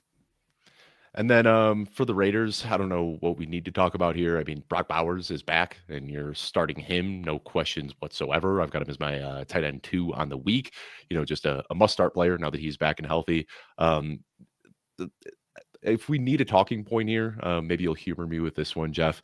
I talked about this with Corey Spala yesterday. Trey Tucker. Like, I've really had this infatuation with Trey Tucker this year, and talking so much about how he is playing the Tyler Lockett role in Pete Carroll's offense. Well, who plays the Tyler Lockett role better than Tyler Lockett? I'm not like big braining this and thinking that Tyler Lockett's going to show up here and just completely take the wind out of these sails for my Trey Tucker love. Am I?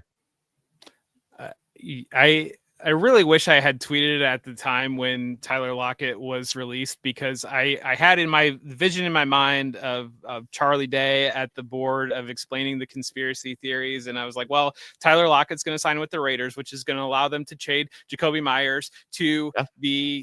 to the Patriots, and then the Patriots are going to release Mac Hollins, and he's going to go to Buffalo, and then Buffalo's going to release Curtis Samuel, and he's going to go to the Washington Carolina Panthers, or and Carolina. Yeah. Yeah.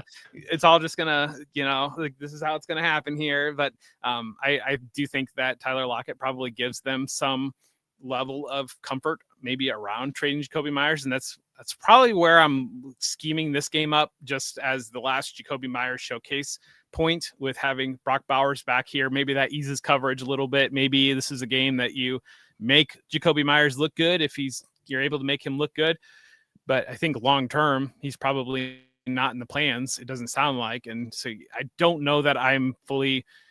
My expectation in terms of Tyler Lockett is it allows them to trade Jacoby Myers, and it doesn't really affect Trey Tucker's standing as being the other receiver there. It's just that it's a guy that the coach is very comfortable with, the quarterback's very comfortable with. It's funny because that all that happened right after the Raiders played the Titans. So, what conversations happened in that game? Can't help but wonder if Tyler Lockett's looking there, not getting anything, looking wistfully across the sidelines and being like, oh, I miss Pete and Gino. Like, I wish I was standing over there.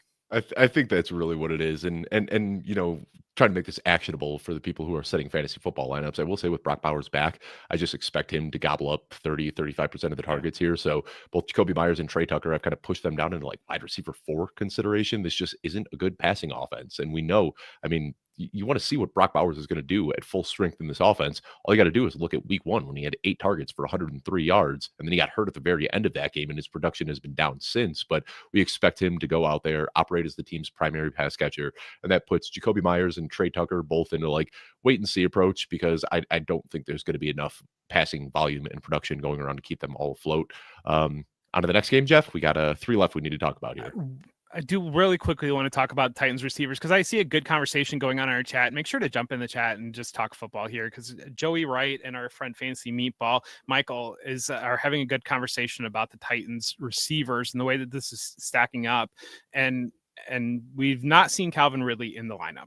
And I think that when you look holistically of the way that this Titans receivers work out, because they've been willing to go to the young receivers, but if Calvin Ridley is active, my expectation would be Alec Ayomanor stays in exactly what Alec Ayomanor has been doing all year long. And Chimere Dike has come out and really looked well the last couple of weeks. But I think that Calvin Ridley would switch down into a lot of the slot, a lot of the short to intermediate type of targets, and the DK would probably flex out to being more of a vertical threat, because we know he brings the speed to that. And then I think long term, maybe DK can go in there, but my expectation would be that Ridley would kind of be that short to intermediate volume guy should he be active and healthy. Yeah, I agree there.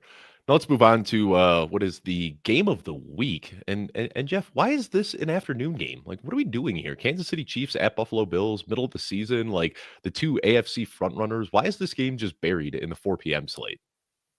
Because CBS gets to pick games first, and CBS and Fox get to pick their games first and protect certain games. And then the primetime games can be divvied out after CBS and Fox have protected their first allotment. And it's almost like a fantasy draft. And what do you think is going to be the 101 pick as you look at the entire schedule of AFC games that are potential to be protected?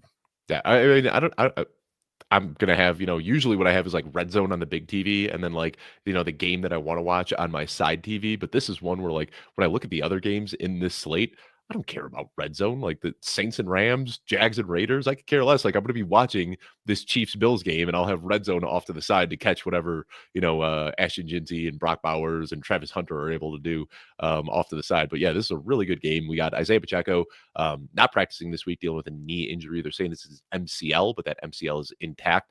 Could miss a week, could miss upwards of 4 to 6 weeks. We're hearing kind of speculation all over the place. But what we do know is that it's going to be Kareem Hunt and Brashard Smith, both playing this week, both on the injury report as well, practicing in full, so no concerns there.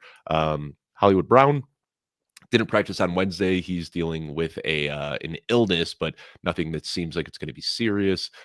Ray Davis also dealing with an illness. It is that time of year, man. Bugs are going around. Everybody's getting sick. And then Josh Palmer didn't practice Wednesday, but limited on Thursday. So, Jeff, so many things that we'll be watching in this game. But as our resident Bills fan, what's the main thing you're going to be watching here? How angry I get that James Cook is not featured in the pass game. Game hasn't even started, and you're already seeing red. Yeah.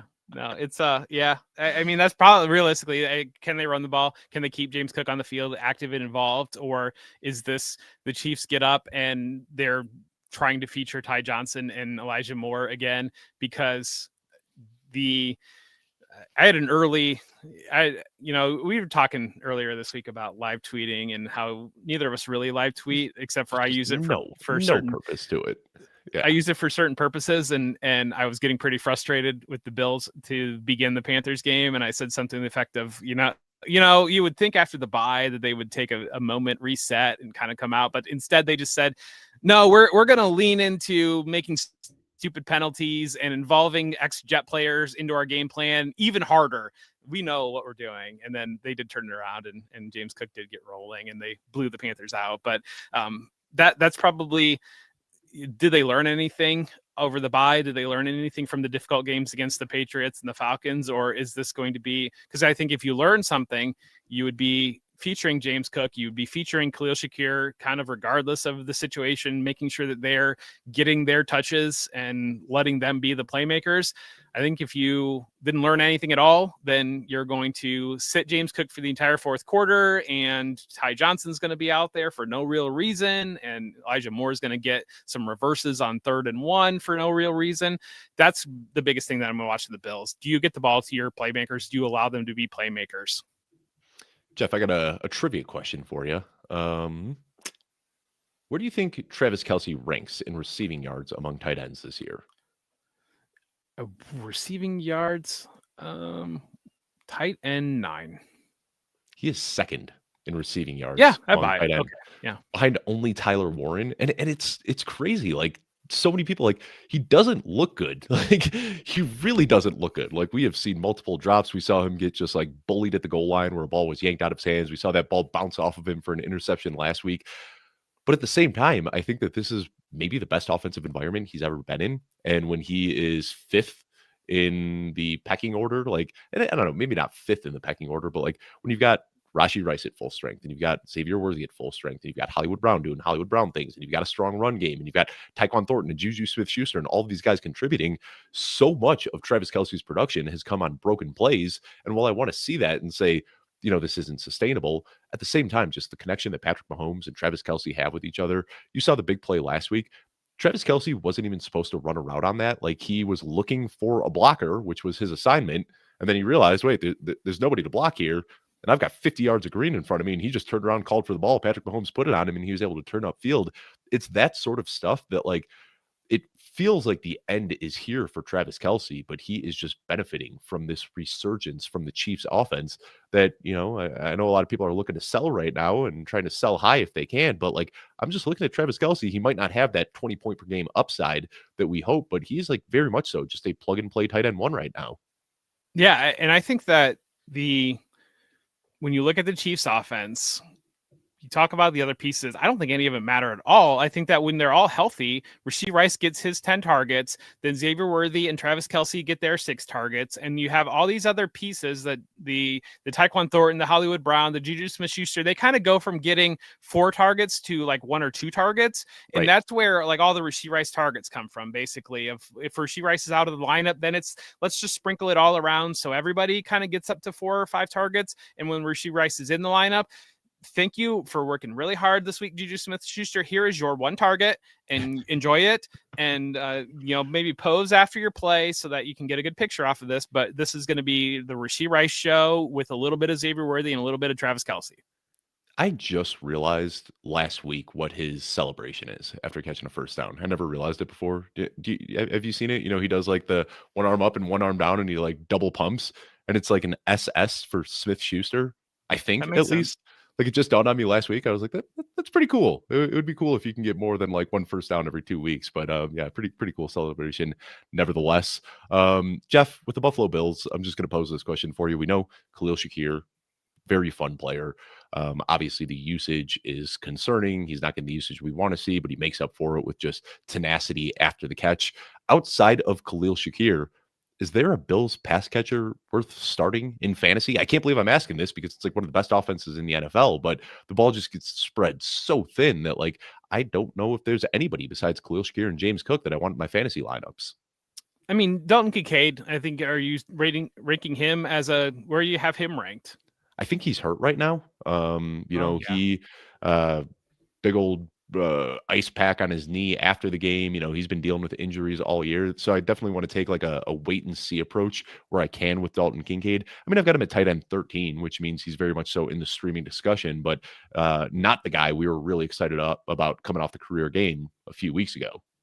So let's talk about football X's and O's here and what they did against the Carolina Panthers a little bit. When they were in two wide receiver sets, they had Keon Coleman and Terrell Shavers were the two wide receivers in two wide receiver sets. Those are two bigger wide receivers that can play outside, but usually in two wide receiver sets, you're probably running the ball more is kind of the thought there. And so those are kind of more their run options. And then when they went to multiple receiver sets, that's when they were bringing the Shakir, Curtis Samuel played more than he had in the past. And then they were bringing Elijah Moore into those situations because Josh Palmer's out of the lineup. And so they pivoted off of that. And so what Joe Brady likes to do with multiple receivers, he likes to stack them all up and then kind of just run layer routes and layered crossing routes is where he really likes to do with those multiple receivers, or we see that orbit motion that will get Khalil Shakir in occasionally. And so that's where they kind of have stacked up the usage between the two receivers in the situation they're in right now. I think the biggest thing to watch with the Bills right now is what happens before Tuesday's deadline, because there's been a lot of talk about wide receivers. Rashid Shaheed has been a name that's been mentioned. I think Rashid Shaheed would be a perfect addition into this Bills wide receiver group.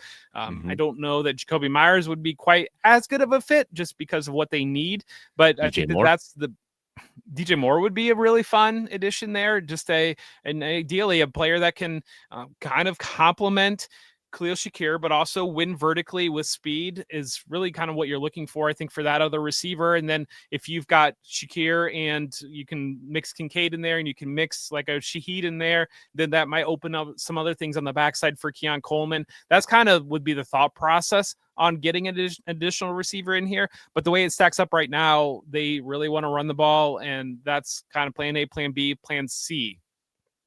Let's move on to the Seahawks at Washington Commanders. Sunday night football here. This one's going long, Jeff. We're doing a long show today, even despite the bye weeks, but a lot to talk about, much to discuss.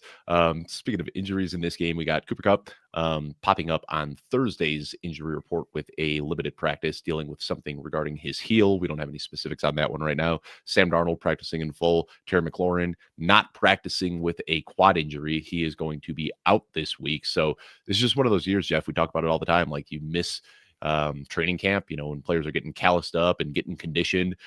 He held out, and it's just been hamstrings and obliques, and now he's dealing with quad injury, just kind of spiraling from here. So this might be one of those kind of lost years for Terry McLaurin. And then Jaden Daniels back at practice. He's been dealing with a hamstring injury, but he's practicing in full. We expect to see him out there. So Jeff, let's start with the Seattle Seahawks here. I want to start with the backfield. What are you doing with this backfield? You got Zach Charbonnet, you got Kenneth Walker on your fantasy teams. You starting them, you sitting them. What are we supposed to do here with these running backs? I don't know. I'm waiting for my ranks to click here, but I think I've got. Here, I'll tell you my ranks. I've got them both as back end. I've got them RB22 and RB24, meaning they're both just back end RB2s, which means you're probably Dave. You're never going to believe this. Yeah. You'll never believe this, but I have them as running back 22 and running back 24. So how about that? There we go. Yeah, and that means like that's you're how starting that tends them. to work out a little bit. Yeah, we know that like the ceiling with both of these guys is limited. We know touches are going to be split, but with Kenneth Walker, he could always rip off an 80-yard touchdown. With Zach Charbonnet, he could always have 3 yards for 3 touchdowns. Like, what you're getting with both of these guys. They're both on good offenses. They're both talented backs. It's a frustrating split, but the ceiling is too high with either of these guys to really think about benching them.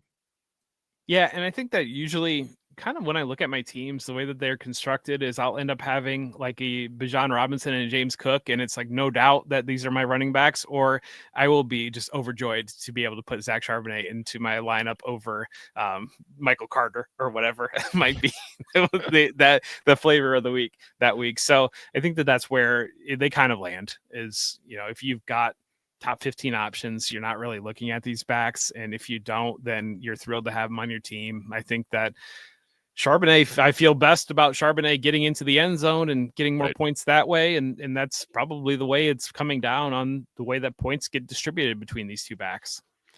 Talking about the wide receivers here, of course, Jackson Smith-Njigba, top 3 wide receiver. You're getting him in your lineups. But for the sake of discussion, let's say that Cooper Kupp cannot play in this game. Torrey Horton, we've seen some nice flashes from. Jake Bobo is also a guy who has looked good since joining the Seahawks. But would you look at Horton as, a guy who's probably available on a lot of waiver wires right now? If Cooper Kupp can't play this week, do you think that Horton works his way into the flex conversation, or do you think that's just getting a little bit too cute? Probably too cute is the side of that I land on here, because I think both of these teams wouldn't mind having a 13-10 game is when it kind of comes down to it. I don't know that I know we've seen. I could see less than 20 pass attempts for both quarterbacks. Yeah. And they would both love that, I feel like. And so that's where I'd kind of come down on it. I think both of these Seahawks run defense is a tough unit, and Commanders, I think their defense is a little bit better than it's looked in some stretches. I mean, the Chiefs still did their thing last week, but Commanders defense did okay-ish for most of that game relative to, I think, where the Chiefs could have ended up. So you've got that. I think I don't expect offensive fireworks in this game, and especially outside of Jackson Smith-Njigba. Yeah, I am with you as well, but I think it's worth having that conversation because a lot of people are going to say Cooper Kupp's out, Torrey Horton's in, he's going to have a huge game, and I'm also tempering expectations for both offenses a little bit. Talking about the Washington running back, another conversation worth having here, Corey Merritt, red hot when he got his opportunity early, and it has been pretty quiet ever since. The opportunity has still been there, but we're just looking right now like this might sound crazy to a lot of people, but Jeremy McNichols looks like the better running back right now. Like he is playing with some fire and some burst that we're not seeing from Ja'Cory Merritt. So I'm not insinuating that there's going to be a switch here that Jeremy McNichols is going to take over as the RB1, but I do have them much closer in my rankings this week than I think a lot of people would expect. Ja'Cory Merritt, looking at him as kind of a low end RB2, and Jeremy McNichols, back end RB3, but still somebody that you might consider flexing. I've got him in the same group as Michael Carter, Samaje Perine, Nick Chubb, Jordan Mason, some other guys that we have pretty low expectations for, but if they get a big play or they fall into the end zone, can really make your week. Well, I mean, Ja'Cory Merritt gets to crash into the wall, and the other Jeremy McNichols gets to play in space. And right. We've talked about that before, the efficiency that gets generated when one player is allowed to play in space and one player is involved in car crashes. Anything else you're going to be watching in this one, Jeff, or can we move on to Monday Night Football? Maybe just AJ Barner, see what AJ Barner does coming off the bye here. See if Elijah Arroyo can step up, and that might be your pivot if you're talking about Cooper Kupp being out of the lineup, because I noticed it when I was watching the Texans game that Cooper Kupp has very much moved into the phase of his career where you flip the game on and you're like, man, that's a pretty elusive tight end that they got going out. Who is that? And it's like, oh, it's Cooper Kupp. Yeah, he is at that point in his career. Colts Andre Johnson, it was like, who's that tight end running out there? And it's like, oh, that's Andre Johnson.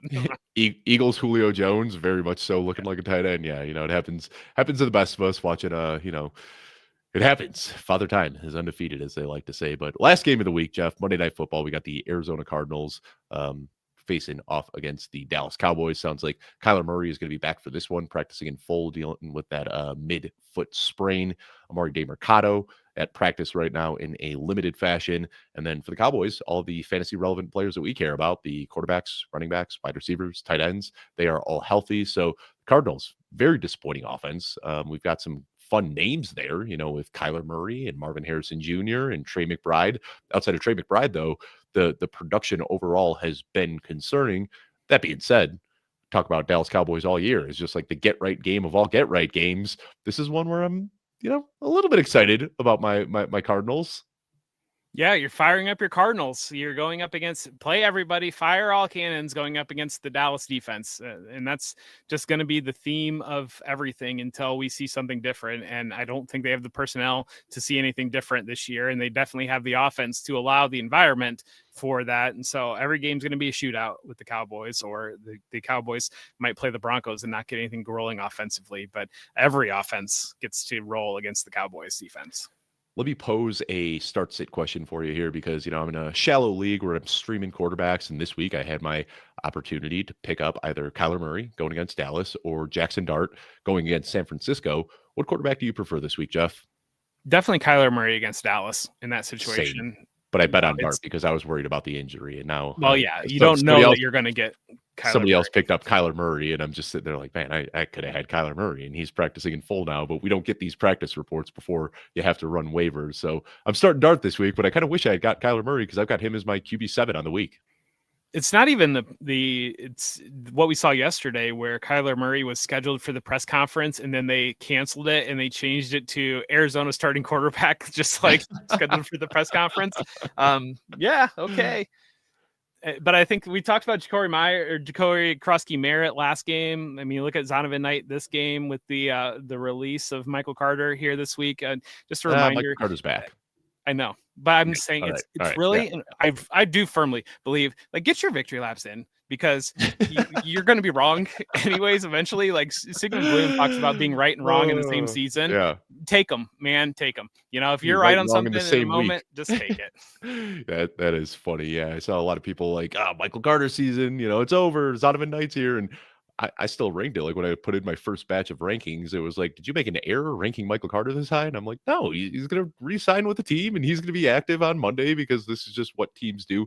We also got Amari DeMercado back in the mix as well. So Jeff, I don't know where you have him ranked. I'm looking at Zonovan Knight, Michael Carter. They're both like boom bust, really risky RB3s in this matchup. And, one of them could always rip off a big play and score a touchdown. We saw RJ Harvey fall in the end zone 3 times last week against this Dallas defense, but I don't know that I'd say I'm excited about any of these Cardinals running backs.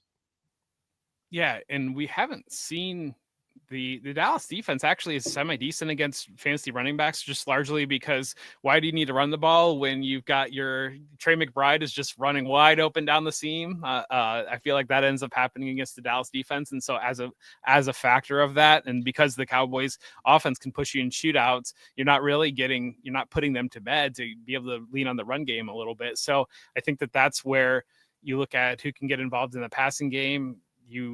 It really is split. I think you're right there on kind of looking at, for me, Carter and Knight above Carter, but Carter and Knight are the two that I'm really looking at. And then DeMercado, I want to see it probably because it doesn't, I know he got hurt right after he had that drop on the goal line, but it definitely seemed like after that drop on the goal line, he's definitely not viewed as Knight and Carter are.